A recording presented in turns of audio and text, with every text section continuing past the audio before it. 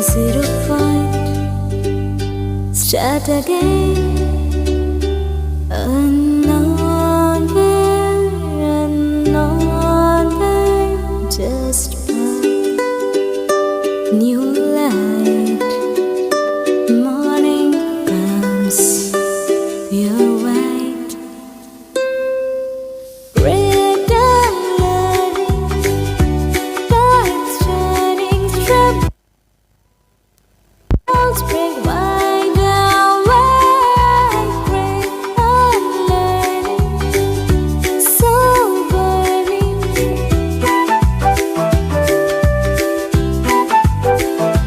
Let's go, just flow, new seed, all I need, unlearn.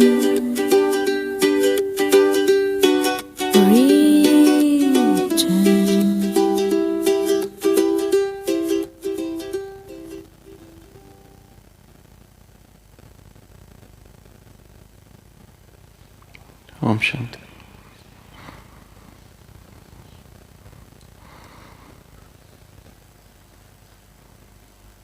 When I am among a blaze of lights,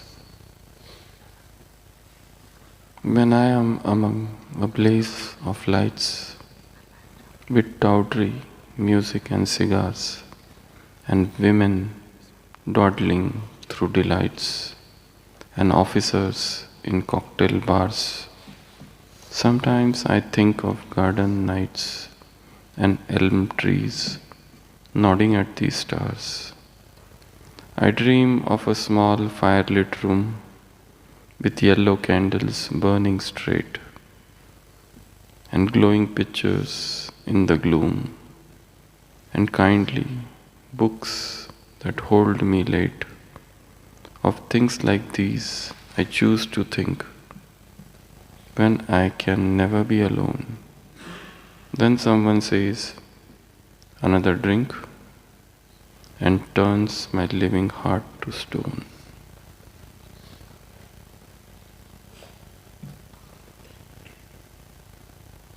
This is a beautiful poem by war poet Siegfried Sassoon. The author, the poet, is in one party and people are drinking wine.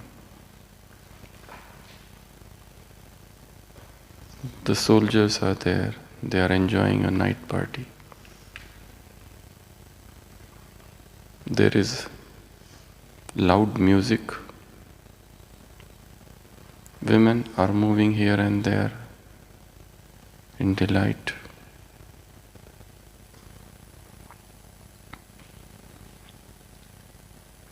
There is smoke around. And when the poet is enjoying life in this party, suddenly he remembers the garden behind his house. Suddenly he remembers the small room, the silence, the firelit room, the small firelit room, the books which he used to read and that would hold him late.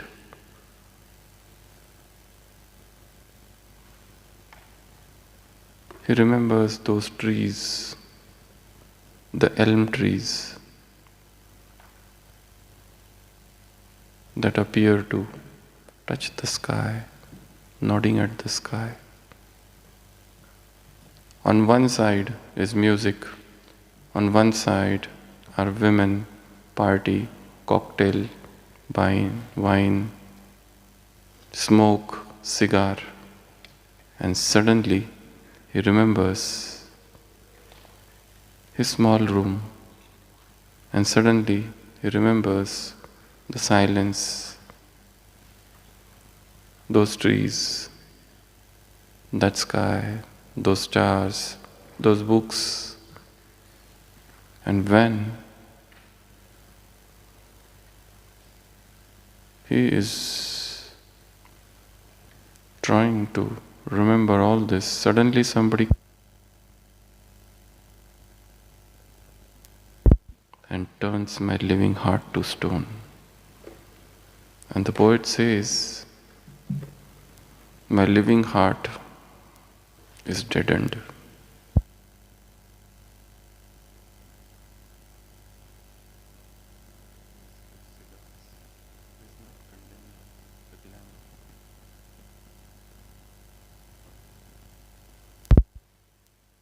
He is missing those days of silence.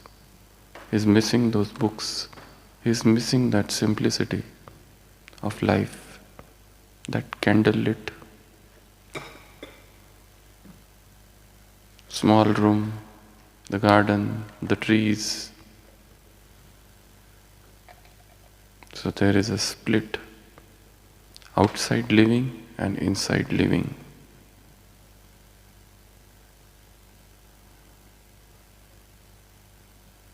The poet is living an artificial life. Outside he is showing to be social, but inside there is a vacuum. Inside he wants silence, inside he wants solitude.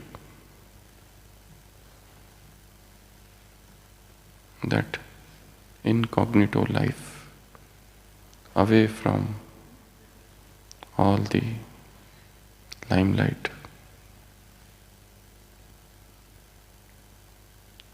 Truth is to do what you feel.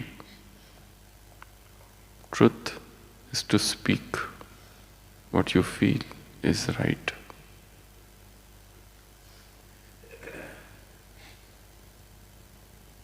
Today is the 10th day of this series of unlearning. And today we will talk about truth as living experience. It's more important to understand what truth is not before we understand what truth is. Truth is not hypocrisy. Truth is not customs. Truth is not theory. Truth is not belief system. Truth is not scriptures. Truth is not conclusions. Truth is not ideas. Truth is not principles, dogmas, tenets, siddhant. Truth is here and now. Truth is not something that you can store in your memory. The moment you try to hold it, it slips. Truth is fresh experience. Satya is ever new.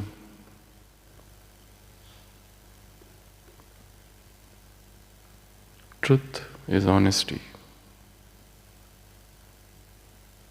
in actions. Truth is clarity in intentions. Truth is authenticity in living. The opposite of truth is falsehood,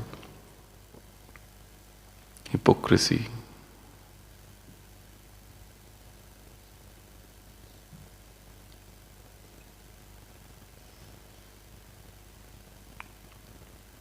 Truth is not some concept which you remember. Truth is living experience. It is living.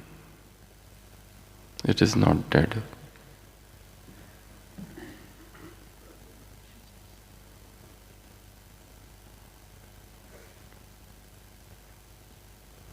Why truth is so difficult?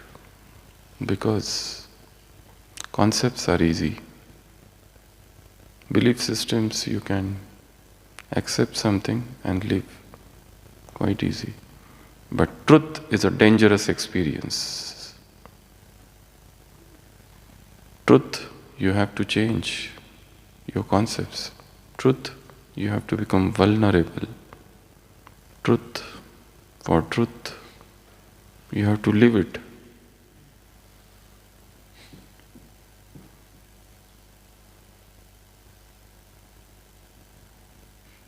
Somebody speaks very less, but lives what he speaks.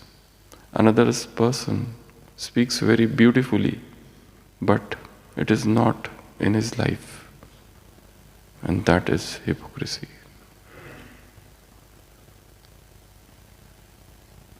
True truth, Baba says, is auspicious.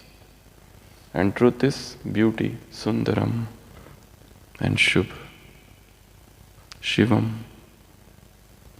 Truth is full of beauty. Truth is full of auspiciousness. Truth is fearless. Truth dances. The boat of truth is never drowned. Truth is everlasting. Truth makes you fearless. Untruth involves fear. There is something to hide. Truth is openness.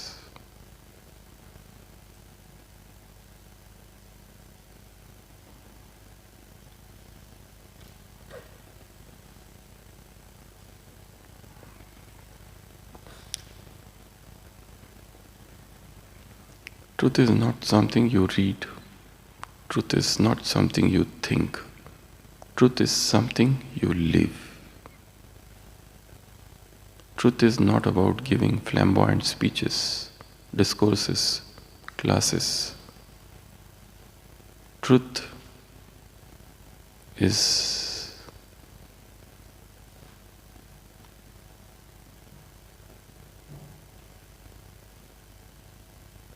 living in alignment.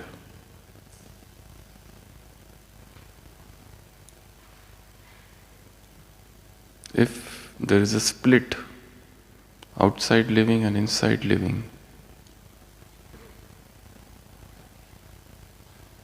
then you are living a life of untruth, hypocrisy, deception, a sort of spiritual schizophrenia.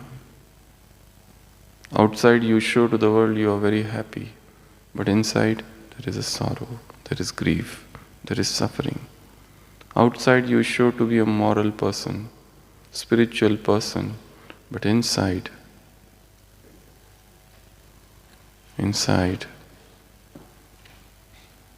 you are burning in jealousy and pride and anger and peacelessness.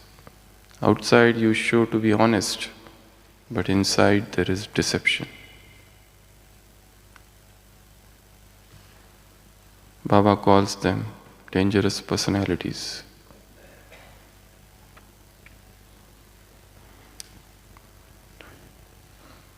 Truth is living. For example,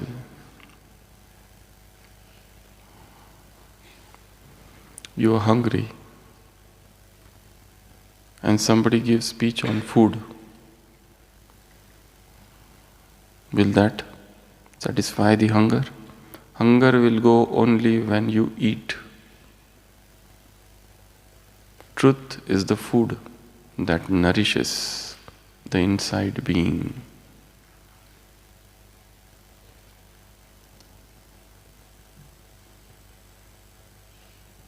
There is darkness and somebody comes and gives talk on light. That will not dispel the darkness. The darkness will go only when you switch on the light. You are in sorrow and somebody comes and gives counseling on grief. That will not dissolve the grief. Grief will go only when you go inside and see it directly. There is a wave of anger arising in you, and you start reading books on anger management. Anger will not go. Anger goes when you see it as it is. You are exhausted, tired, and you listen to motivational talks. That will not remove the tiredness. Tiredness will go only with rest, with sleep, because body is exhausted.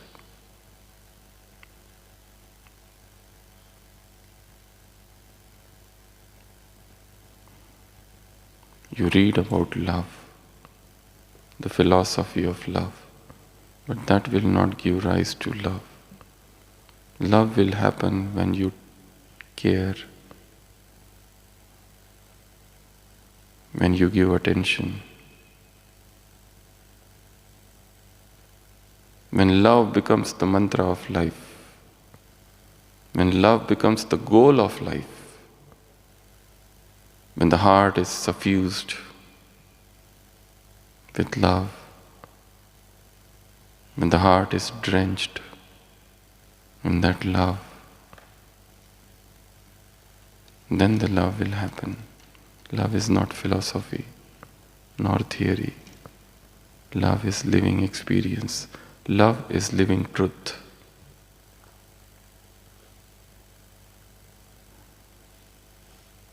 So truth is not something you keep reading about. Truth you cannot download from Google.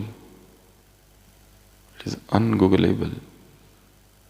Yes, you can download it from the universal database.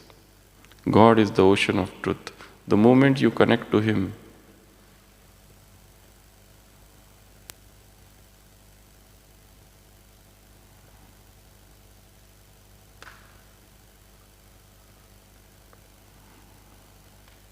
truth starts flowing within you. When you connect to the source, you become like the source.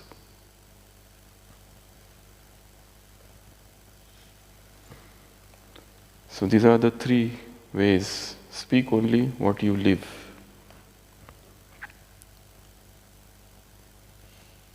If I don't live what I am speaking, it will not have any effect. And most important, three things of Brahmin life: A, B and C. A, B and C. A for Amrit Vela, B for Bhojan, food, and C for celibacy. Unless and until these three things are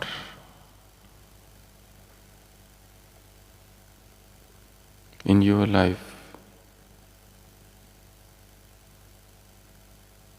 to its fullest extent, the Brahmin life is just the life of hypocrisy, external show. How much you connect to the source at Amrit Vela. What changes you have made in your food, what you eat, how living it is, and how much undivided, unpunctured, integrated is the brahmacharya. This A, B, and C of Brahmin life is the foundation stone of happiness. If any one of these is broken, you fall. So the first thing is, speak only what you live, not what you know. Second, do only what you feel is true. Otherwise, like this poet, he is living an artificial life. He himself says, I am in the party. There is drink, there is music, women dancing, cigar, smoke. And what he is remembering there? Sometimes I think of garden nights and elm tree. I dream of a small firelit room. He is in the party, but he is remembering his room, a small room, firelit room, books, solitude, silence, garden. And then when somebody comes and says, another drink, and turns my living heart to stone. It appears to me such a harsh onslaught of words.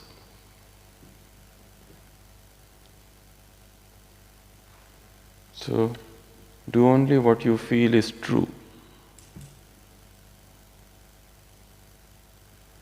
Third, drop even a small hypocrisy. Hypocrite. Hypocrisy is one of the most dangerous things in spirituality. Everybody claims to be spiritual or religious, but inside there is emptiness. Inside there is frustration. Inside there is suppression.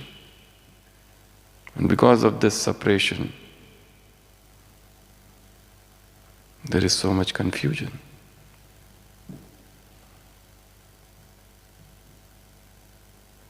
The true spirituality is lost in rituals and celebrations and partying,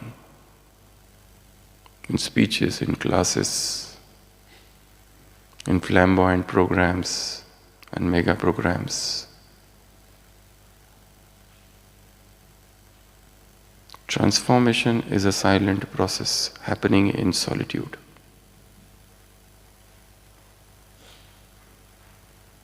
When you see, when you realize,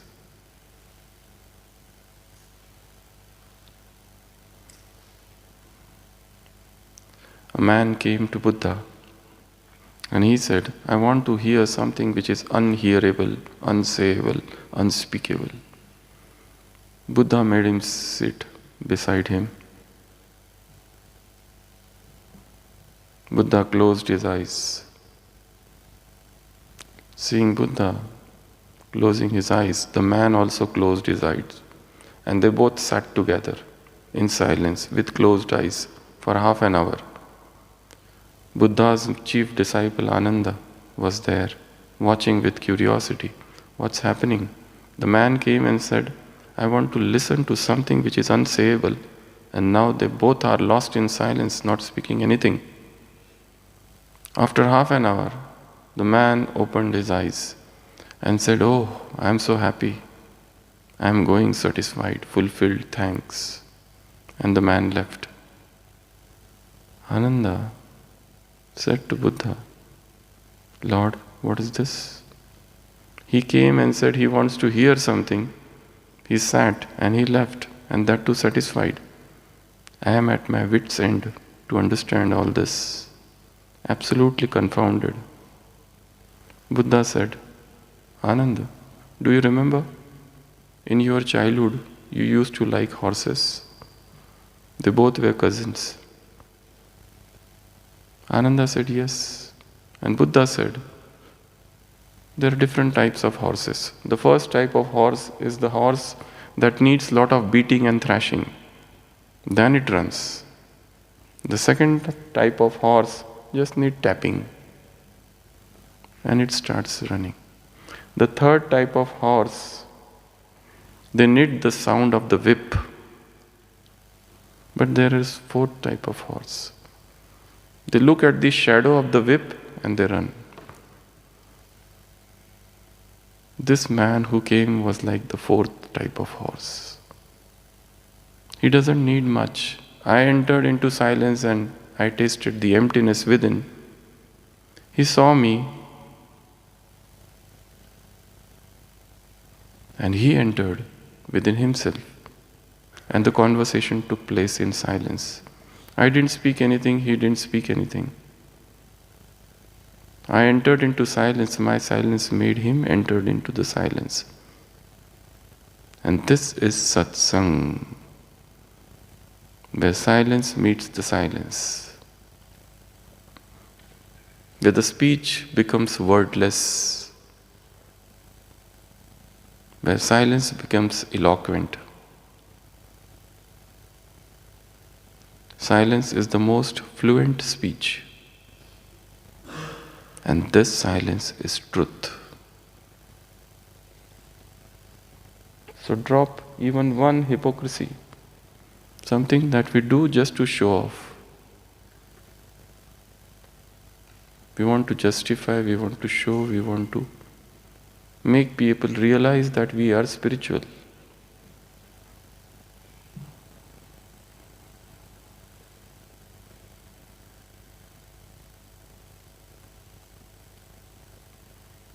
Truth is existential.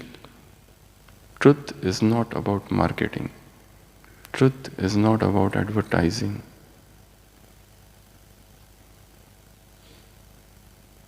Truth takes birth in solitude. It is nourished by silence.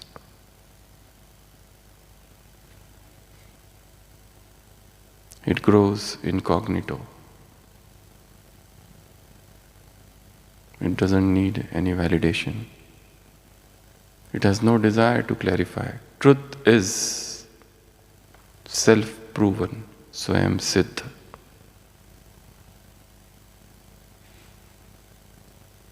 Truth is not defensive.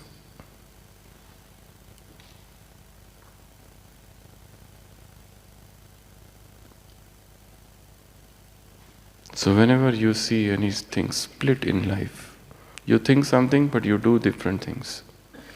You don't want to do and yet you are doing by force.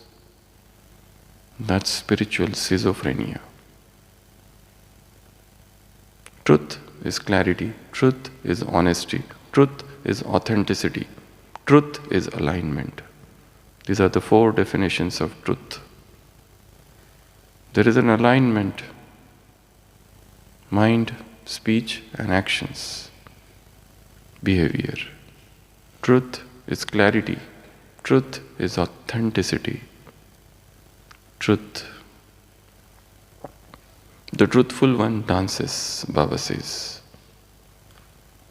Truth is such, makes you fearless.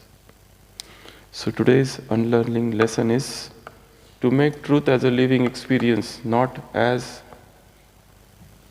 something which you by heart, something which you make it into concept. You are living every moment. Truth is moment to moment awareness. Om Shanti.